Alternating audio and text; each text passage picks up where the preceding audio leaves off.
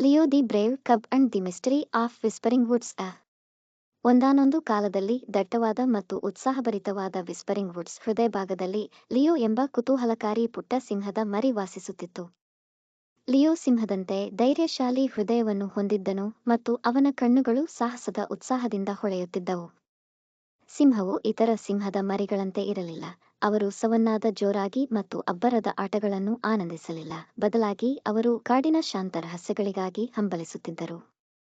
ಒಂದು ಬಿಸಿಲಿನ ಮುಂಜಾನೆ ಲಿಯೋ ವಿಸ್ಪರಿಂಗ್ ವುಡ್ಸ್ ಒಳಗೆ ಆಳವಾದ ನಿಧಿಯ ಬಗ್ಗೆ ಉತ್ಸುಕತೆಯಿಂದ ಹರಟೆ ಹೊಡೆಯುವ ಬುದ್ಧಿವಂತ ಹಳೆಯ ಕೋತಿಗಳ ಗುಂಪನ್ನು ಕೇಳಿಸಿಕೊಂಡನು. ನಿಧಿಯನ್ನು ಕಂಡುಕೊಂಡವರಿಗೆ ವಿಶೇಷ ಉಡುಗೊರೆಯನ್ನು ನೀಡಲಾಗುವುದು ಮತ್ತು ಅದು ಅವರ ಕನಸುಗಳನ್ನು ನನಸಾಗಿಸುತ್ತದೆ ಎಂದು ಹೇಳಲಾಗಿದೆ.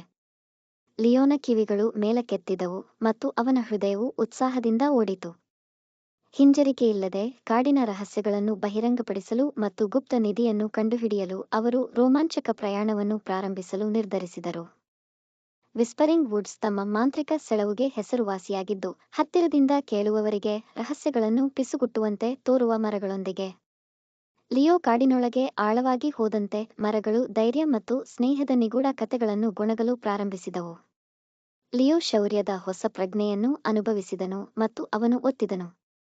ತನ್ನ ಪ್ರಯಾಣದಲ್ಲಿ ಲಿಯೋ ಕಾಡಿನ ಜೀವಿಗಳ ಮೇಲೆ ತಂತ್ರಗಳನ್ನು ಆಡಲು ಇಷ್ಟಪಡುವ ಪೊಲ್ಲಿ ಎಂಬ ಚೇಷ್ಟೆಯ ಗಿಣಿಯನ್ನು ಎದುರಿಸಿದನು.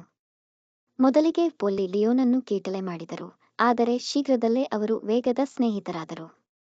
ಲಿಯೋನ ಶೌರ್ಯ ಮತ್ತು ಪೊಲ್ಲಿಯ ಬುದ್ಧಿವಂತಿಕೆಯು ಅವರನ್ನು ಅಜೇಯ ತಂಡವನ್ನಾಗಿ ಮಾಡಿತು. ಅವರು ವಿಸ್ಪರಿಂಗ್ ವುಡ್ಸ್ಗೆ ಆಳವಾಗಿ ಹೋದಂತೆ ಅವರು ಜಾರುಬಳ್ಳಿಗಳು, ಡಾರ್ಕ್ ಗುಹೆಗಳು ಮತ್ತು ಚೇಷ್ಟೆಯ ಓಟರ್ಗಳಿಂದ ತುಂಬಿದ ನದಿಯಂತಹ ಸವಾಲುಗಳನ್ನು ಎದುರಿಸಿದರು.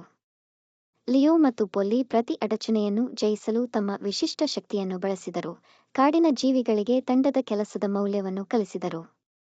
ಅಂತಿಮವಾಗಿ ಅವರು ವಿಸ್ಪರಿಂಗ್ ವುಡ್ಸ್ ಹೃದಯವನ್ನು ತಲುಪಿದರು. ಅಲ್ಲಿ ಪುರಾತನ ಮರವು ಎತ್ತರವಾಗಿ ಮತ್ತು ಬುದ್ಧಿವಂತವಾಗಿ ನಿಂತಿತು. ಚಂದ್ರನ ಬೆಳಕಿನಲ್ಲಿ ಮಿಂಚುವ ಜಲಪಾತದ ಹಿಂದೆ ಅಡಗಿರುವ ನಿಧಿಯ ಸ್ಥಳವನ್ನು ಮರವು ಬಹಿರಂಗಪಡಿಸಿತು. ಲಿಯೋ ಮತ್ತು ಪೊಲ್ಲಿ ಜಲಪಾತವನ್ನು ಸಮೀಪಿಸಿದರು ಮತ್ತು ಅವರ ಆಶ್ಚರ್ಯಕ್ಕೆ ಅವರು ಹೊಳೆಯುವ ಬಳ್ಳಿಗಳಿಂದ ಅಲಂಕರಿಸಲ್ಪಟ್ಟ ಎದೆಯನ್ನು ಕಂಡುಕೊಂಡರು. ಲಿಯೋ ಎದೆಯನ್ನು ತೆರೆದಾಗ ಮ್ಯಾಜಿಕ್ನ ಸ್ಫೋಟವು ಗಾಳಿಯನ್ನು ತುಂಬಿತು.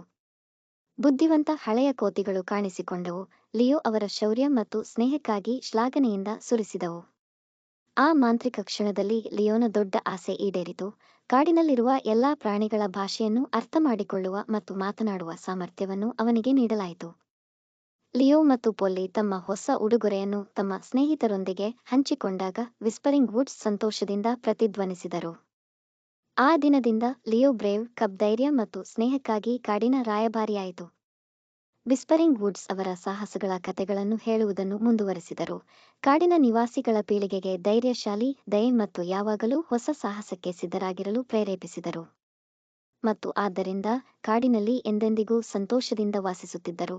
ಲಿಯೋನ ಗರ್ಜನೆಯು ಮರಗಳ ಮೂಲಕ ಪ್ರತಿಧ್ವನಿಸುತ್ತಿದೆ, ಧೈರ್ಯ ಮತ್ತು ಸ್ನೇಹವು ಎಲ್ಲಕ್ಕಿಂತ ಹೆಚ್ಚು ಮಾಂತ್ರಿಕ ಸಂಪತ್ತನ್ನು ಅನ್ಲಾಕ್ ಮಾಡಬಹುದು ಎಂಬುದನ್ನು ನೆನಪಿಸುತ್ತದೆ.